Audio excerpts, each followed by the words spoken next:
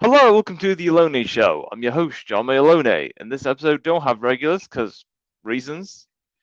As for our guest, she's from a phone number that I can't say for legal reasons, and she's currently in Melbourne, Australia, and she is an Yes. author. Ladies and gentlemen, I give you Liv Arnold. Hi, thank you so much for having me. I'm so excited to be on your show. Yes, me too. So, how's life? Yeah, good. So it's about 2 p.m. here. I just took my dog for a walk. I spent a long time riding last night. So yeah, it's been good. Ah, very good. And besides what you've done this afternoon, is there anything else you've been up to this week? Yeah, so I've been doing riding sprints. So I usually ride about 25 minutes at a time, and then I take a break and yeah, so that yeah, and then I've been doing that until all hours of the night, so that's been good. And besides that, I started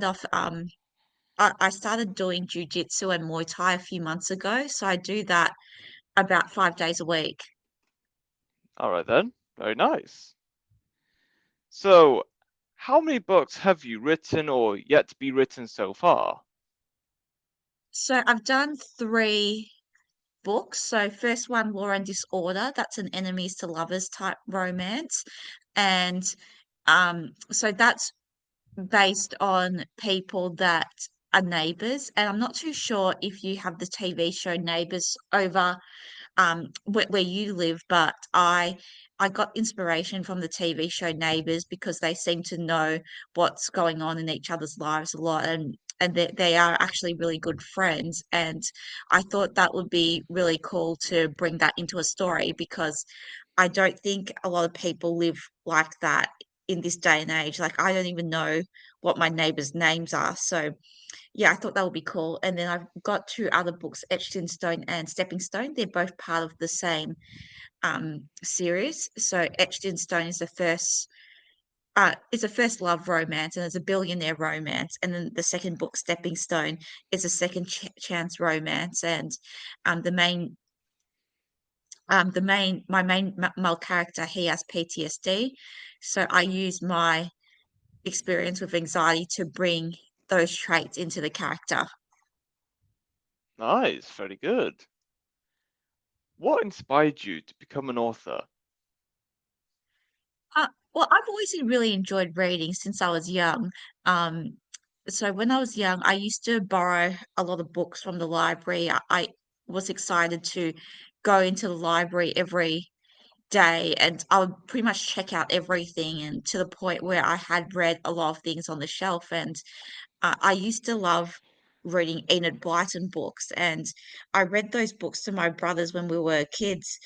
Um, and it was before we went to sleep. So these books just took you into another world. Um, and so I was reading books like The Secret Seven and The Famous Five, and they do make you think that these ordinary kids, they can go on these adventures as well. And I thought that I wanted to do the same for potential readers. So I started off writing, wanting to get into children's books because I thought it would be pretty cool to write the first book that someone may potentially read. But then I just started writing romance instead. But I've always been an avid reader. Fabulous, nice. Where do you see yourself 20 years from now? Um, 20 years from now, I would love to make it on the New York Times best-selling list. Some of the New York Times best-selling authors, they were so generous in their time to blurb my books. So Meredith Wild, Cherry Adair, and Jay Kenner, they wrote lovely cover quotes for my book Stepping Stone. And I was really blown away with their generosity to take the time to read my manuscript and to provide blurbs for my book. I didn't think I didn't even think I would get a response because they didn't know me. I'd never met them before or spoken to them before. So I'd love to have their career in about 20 years' time. And besides that, it'll be great to write a screenplay. That's a challenge that I really want to get into. Um, and to just be able to keep writing and to keep making stories and not necessarily in the romance genre, which is what I've done. I would really love to hop into other genres as well. Fabulous. What is the best way to start the morning? Oh, I'm not a morning person, so I'm not the best person to ask for something like that. I barely. People are lucky to get even a few word responses or grunts out of me, so I'm definitely not a morning person. Fair enough. What kind of music do you often listen to? I listen to a lot of older people's music, so like from the 70s and 80s, and um I find they don't make songs like that anymore. So I really love listening to older music, but I do have this indulgence with 90s music like Spice Girls and Backstreet Boys. I think they're comfort music, like that's like at a time when things seemed more simple, I guess. Ah, yes, of course. How much time do you spend on the internet? I'm trying to cut back on the internet, but I probably do spend a lot of time, especially with book research, um, probably at least a few hours per day. I'm at least trying to cut down on social media, so I don't have social media apps on my phone. Yeah, but I probably spend too much time on the internet, and I need to schedule my time a bit better. Ah, okay. Yeah. If life was a game, like most people say, what are the rules? So what rules for what? If life was, sorry. If life was a game, like most people say, what are some of the rules to it? Uh, I'm not sure. There's like probably not heaps of rules to life. I think the best thing to do is just to be respectful to other people. Um, yeah, that's the main thing. I think respect goes a long way, and to make I do follow a lot of the daily Stoics. Their philosophies like choose not to be harmed, and you won't be, and you suffer more in imagination than in reality. So, another rule for life is I'm trying to do, but I'm probably not great at it yet, is to only concentrate on the things that I can control, not on things that's out of my control. Absolutely. If you could turn any activity into an Olympic sport, what would you have a good chance at winning a medal for? Ah, I'm not sure actually. I'm just trying to think. I uh, Doctors have told me that I probably have chronic fatigue or hypersomnia, which means that I can sleep a lot for long stretches of time. So if I don't have anything to wake up for, I can easily sleep for 12 to 15 hours a night. So, um, yeah, if that's an Olympic sport for sleeping, I probably could win a medal for that. Ah, okay, that'd be pretty cool. What's the best way to travel? Uh, Best way to travel is I always tend to travel and pack light. I think it saves so much room in your suitcase. And also I tend to go to places that has cuisine that I like to eat. So I travel around based on food. Um, yeah, so I think just have really good food there. Don't worry about putting on weight um and with traveling, I usually do full itineraries. So I map out where I want to go every day.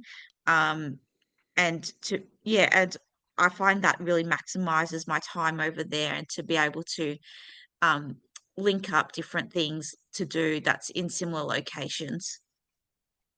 All right then. If you could travel back in time, which decade would you want to live in? Uh, Probably, I think the 90s would be pretty cool, because that's when my childhood started, and yeah, so that would be a good time to travel back to because things felt simpler back then with the whole era of Tamagotchis and playing marbles and the Tazos and um yeah, things did seem a lot simpler back then. Absolutely. If you could create your own job title, what would that be? Uh, I'm not sure. I I wouldn't really think of anything else that I would be doing besides now. Being an author, I think that's a pretty great career, an author, and an author's a pretty great title because it's always what I wanted to be when I grew up.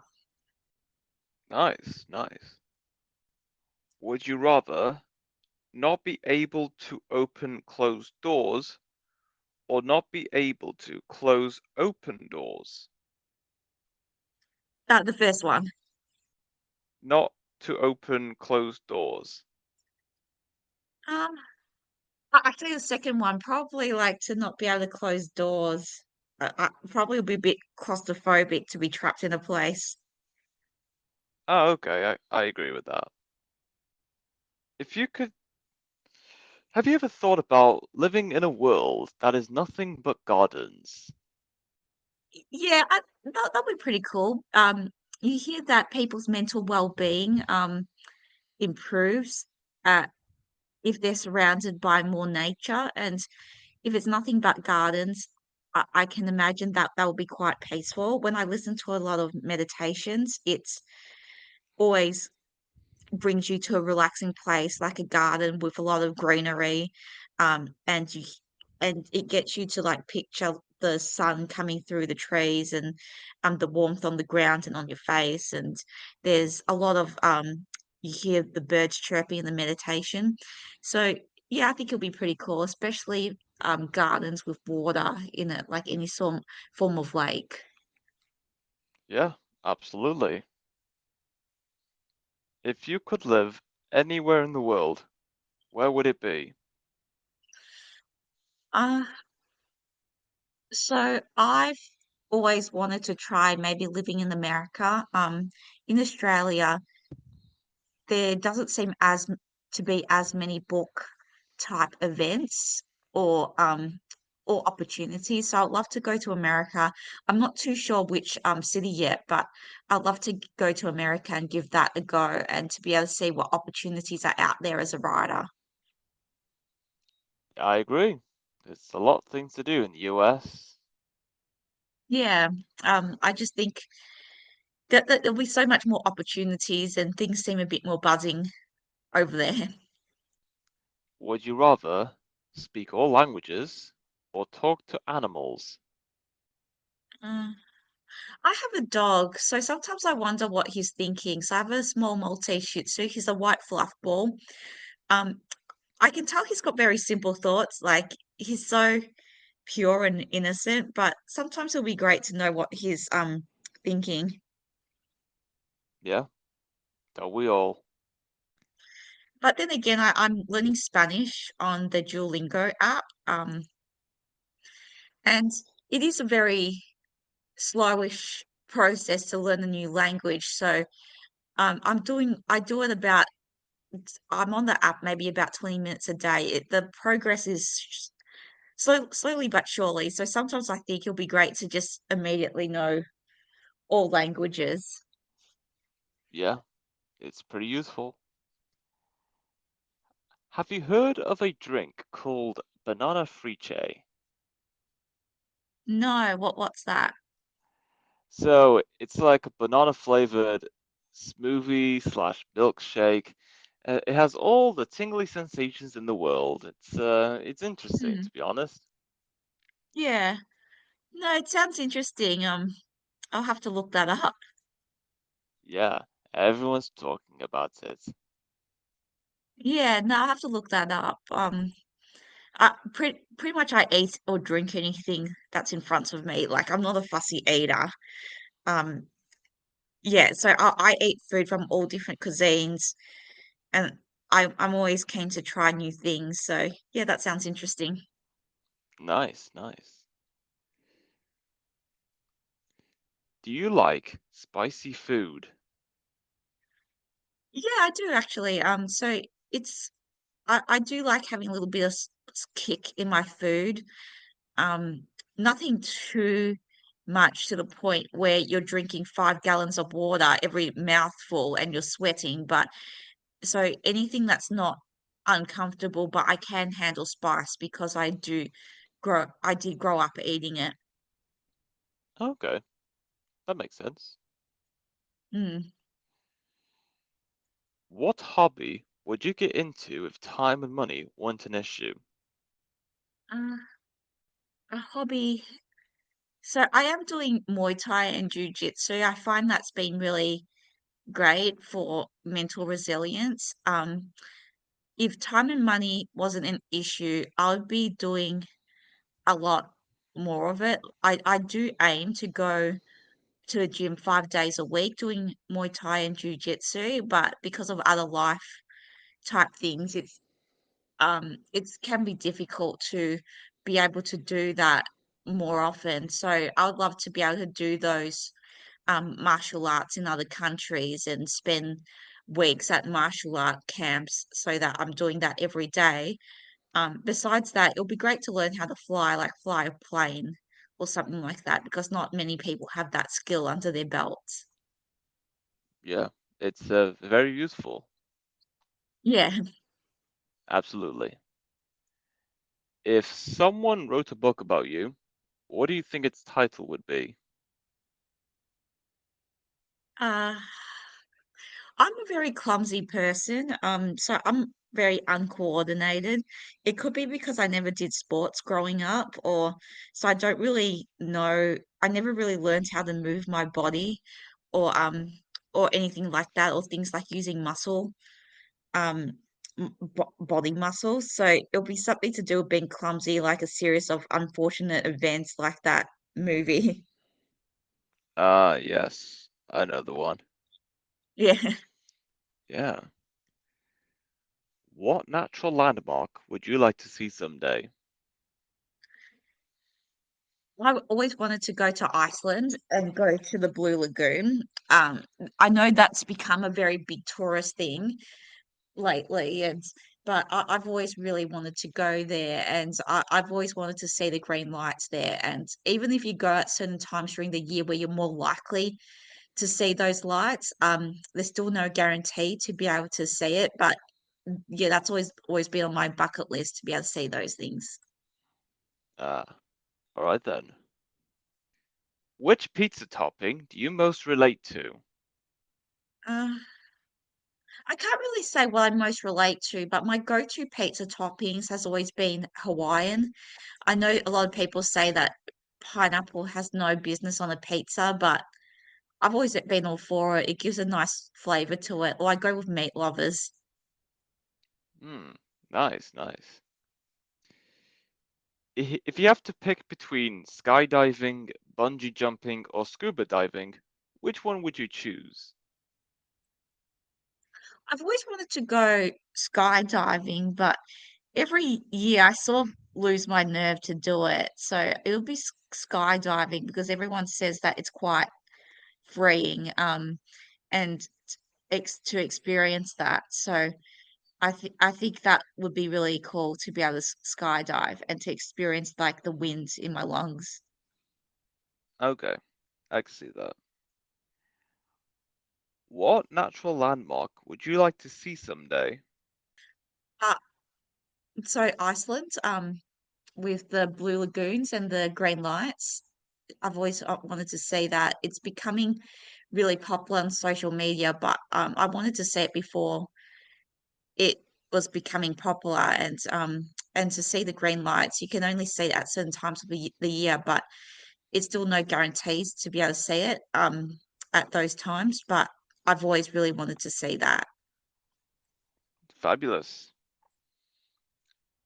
What is your favorite quote? Well, I've been reading a lot of daily Stoics, so the ancient philosophy, and I've things like Marcus Aurelius. He is a Roman emperor. He was a Roman emperor, and he once said, "Choose not to be harmed, and you won't be." And I think that resonated with me because I do tend to obsess over things sometimes about why people might do certain things or get easily hurt. And that's something that I do try to live by that quote. And also with Seneca, I believe he was a slave back in those times, and he said we suffer more in imagination than in reality. So, and that's really resonates with someone with anxiety because it's more about living in the now. And people with anxiety like me, I tend to think about the worst case scenarios sometimes, and sometimes my thoughts can spiral a little bit until it goes so far removed from the original thought process that um and I'm thinking about stuff that might never really happen. Ah, all right then. If you were chosen to colonize a new habitable planet, would you take it? To colonize a new sorry, what do you mean? Uh, you know Earth is a habitable planet, right? Yep, yep. If you were chosen to colonize a new habitable planet, will you take the offer? uh I actually don't think I'll be very good at it, so probably no. I'll probably make things worse. Okay. I mean, what we have here is good enough, to be honest. Yeah, like the only thing I'll do differently is to have more dogs around. That's about it. Yeah, that'd be pretty nice. Yeah. So that's the only thing I'll do. All right, yeah, I agree. Are you a cat person or a dog person? We already know where that's going. A, a dog person. I always thought cats were a bit suspicious because you never really know what they're thinking, but with dogs, you know when they're happy because they just wag their tail at you. But yeah, and I love my dog. So my dog, his name is Groot, and he's 6 years old, and he's so pure and innocent. So he's very spoiled. Like I cook for him pretty much every night, and he likes steaks medium rare, otherwise he doesn't eat it. So he has a lot of quirks. All right then. What has caused you to feel nostalgic recently? I think sometimes listening to songs from when you grow up, that makes you feel nostalgic, like going back to another time. And um, I've been listening to a lot of guided meditations where um, to help control anxiety or to improve anxiety.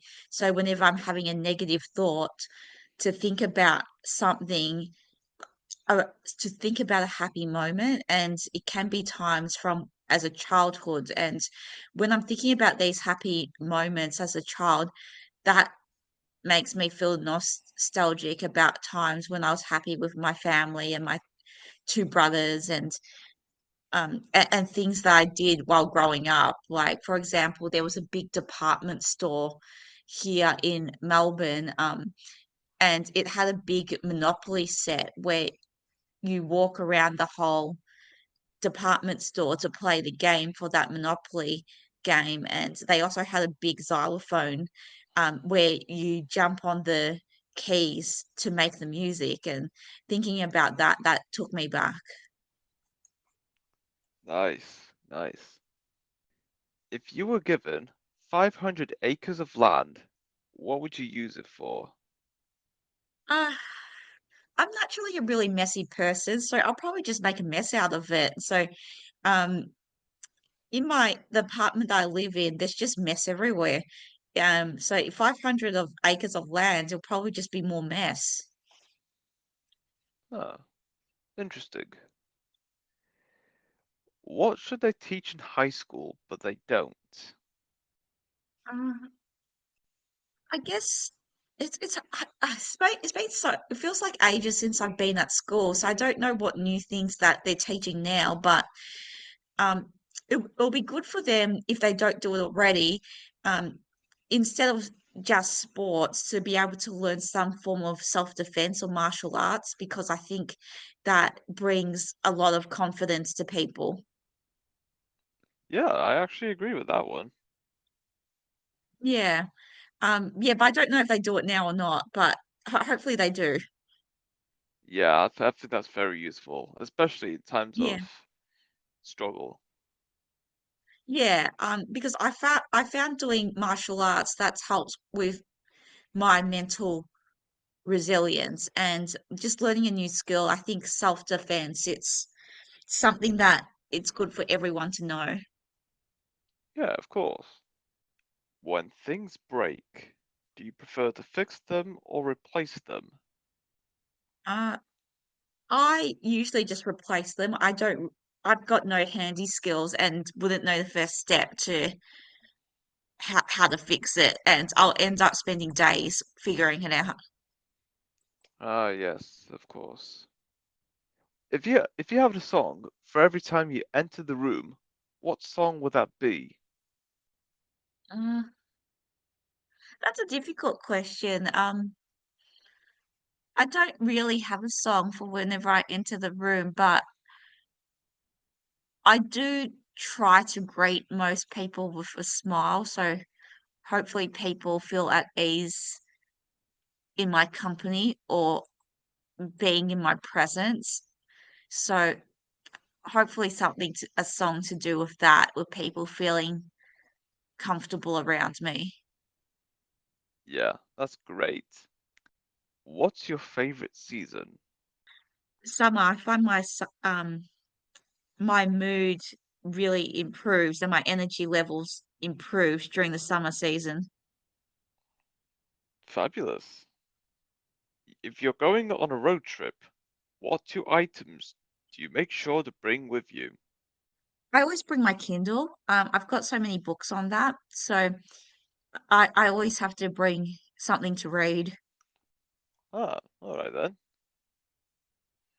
And that is all we have for this episode. It's great having you on, Liv, talking about your works as an author and a lot of other things. It's been great. Thank you so much for having me. I really enjoyed it. You're welcome. And until next time, stay tuned for more.